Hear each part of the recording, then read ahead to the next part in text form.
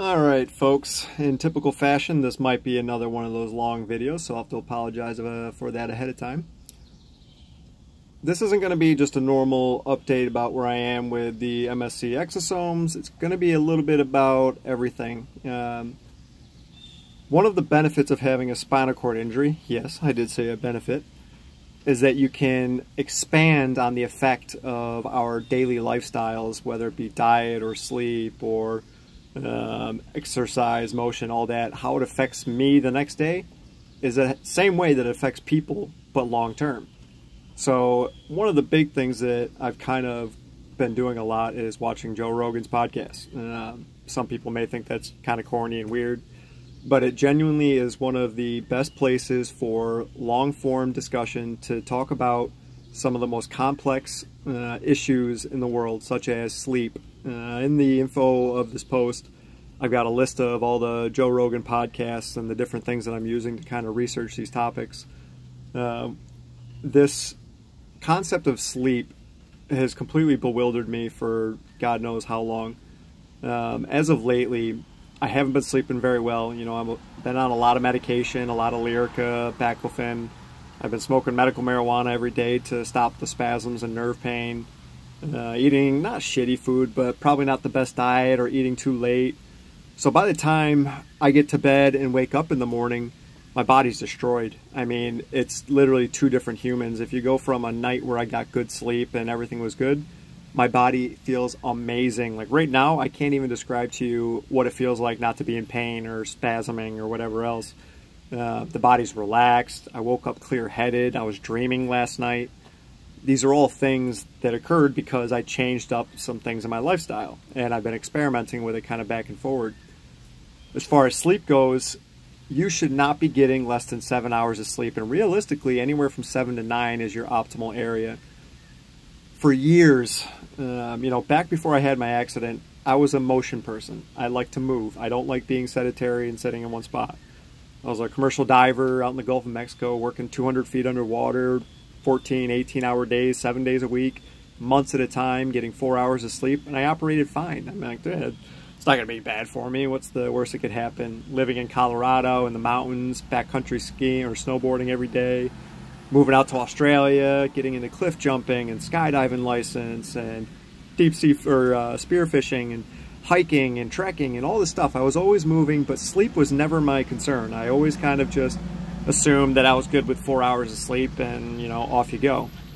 Now, of course, that I'm no longer momentum orientated, I'm sedentary, I sit in one spot. It's a task that I deal with on a constant basis, as all people do with spinal cord injuries, but it's something that I'm trying everything I can to get back, because motion is the key to life. When you stop moving, you will die. It is a fact. It's when you're older, when you have injuries, the body breaks down and it doesn't operate as well anymore, doesn't heal, all that kind of shit. So to be able to sit back and realize that to get the proper sleep, your body's going to be able to truly regenerate and heal and allow the body to relax. My biggest issue, I believe, is that when I don't get the good sleep, my neurological system isn't getting rest. It's not being able to recuperate. So by the time I wake up at 3 o'clock in the morning, I'm awake for 4 hours, my body starts to break down. It's already worn out. It's already tired. That is the exact same thing for anybody that works long-ass hours, only gets a couple hours of sleep, but on a small scale. You guys might not realize it, but there is more than enough studies to show that lack of sleep is causing things like cancer. Not the only thing. Obviously, diet and breathing toxic gases and asbestos, all that shit contributes as well. But sleep has a big factor. If you listen to, let's see, it's Joe Rogan podcast. It's 1109. Matthew Walker. He's a sleep professional out in California. They do sleep studies for the last 25 years. He'll tell you all about it. Great podcast. When it comes to the lifestyle, as far as what you eat, I mean, diet is such a confusing area. Everybody kind of relies on the old school pyramid. You need to have this many carbs, this much sugar, this much fat, this much protein. Sometimes your gut biome does not operate that way. Those pyramids were built or designed back in the 40s. I mean, it does not apply to every person under the planet, and it's not necessarily the best bet. You know, you look at people that have these gastrointestinal issues, you know, people that have depression, people that have any kind of ailment that's occurring. It literally could just be because you're eating carbs or because you're eating greens. There's people that are going into the carnivore diet, literally only eating meat, and they've never been healthier. You know, Jason Peterson, or sorry, not Jason Peterson. Yeah, Jordan Peterson, podcast 1070. He talks about how he had severe depression and all these inflammatory issues, and once he went to a carnivore diet, gone. Now again, not going to work for everyone, but this is something to take into consideration, that we don't know everything we thought we know about the body. You know, in the last 2 years, the stuff that's come out is absolutely asinine.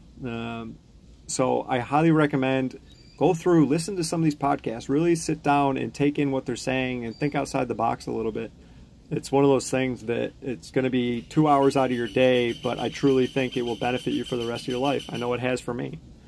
As far as my exosomes are going, I've been having some rough days. You know, the last 4 days were a pickle because I wasn't sleeping, I wasn't resting right. I'd wake up in the morning, nerve pain off the wazoo, body spasming uncontrollably, mentally depressed, down in the dumps. If I switched it up like I did last night and I didn't watch TV or look at my phone from 8 o'clock on, just listen to podcasts, I stayed in the dark, start to get the mind into that, hey, it's time for bed, it starts producing its own melatonin, the whole 9 yards. I slept like an effing baby. I mean, I literally have not had a dream in probably over 2 months.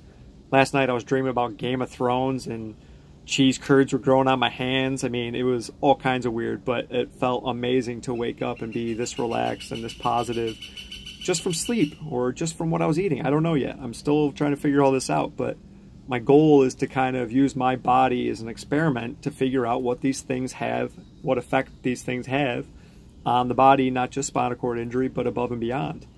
You know, a lot of the issue that people have when they're talking about stem cells, or this guy Ken Bryant, or all these different things coming out saying it's snake oil, this and that. Even melatonin has absolutely no effect as far as helping you sleep better. This doctor, Matthew Walker, talks about it. It's a placebo effect, but the fact that it works as a placebo effect means it's working. It doesn't mean that there's a chemical, some kind of chemical compound is affecting the way you sleep. That mental state of saying, hey, I'm going to sleep better because I took this, it genuinely has an effect on the body, showing how powerful the mind truly is. And this is the same with stem cell. This doesn't change. When you do a stem cell procedure, whether it's stem cells or exosomes, or if it's from your own bone marrow or placental tissue, they are not going to do jack shit if you don't mentally allow it. If you think positive, if you do your PT, eat healthy, get your proper sleep, it's going to work. It's going to do something. If you sit there and just expect the stem cells or the stim unit, you know, the epidural and everything that Christopher Reeve's doing is going to fix you, you are so mistaken. So mistaken. You need to put in the effort. You need to put in the positive mentality, and it's tough. A lot of people are in tight spots financially, resources, support. It's not easy, and unfortunately, the only person that can make it happen is you.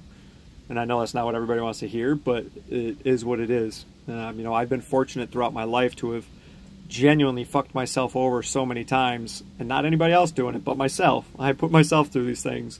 I've had to overcome obstacles. I've had to work through these things, and I know that this is just one more obstacle that you got to work your ass through. It's not going to be easy, and it ain't going to be fucking fun. That's for a fact. But there is ways to get better, to feel better, to think better, have better relationships, interact with the people around you in a more fluid way. It truly is amazing.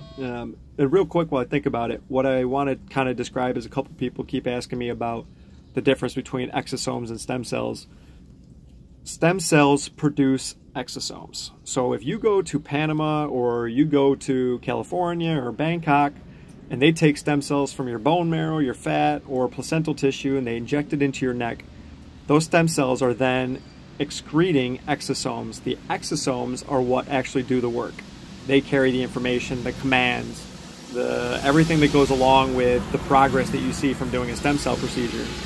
Now picture this. You have a stem cell, and the stem cell is like a vehicle, like a van or a car or whatever. The exosomes are like the exhaust. So you're taking a vehicle-sized object, putting it into your neck to get something as small as the exhaust.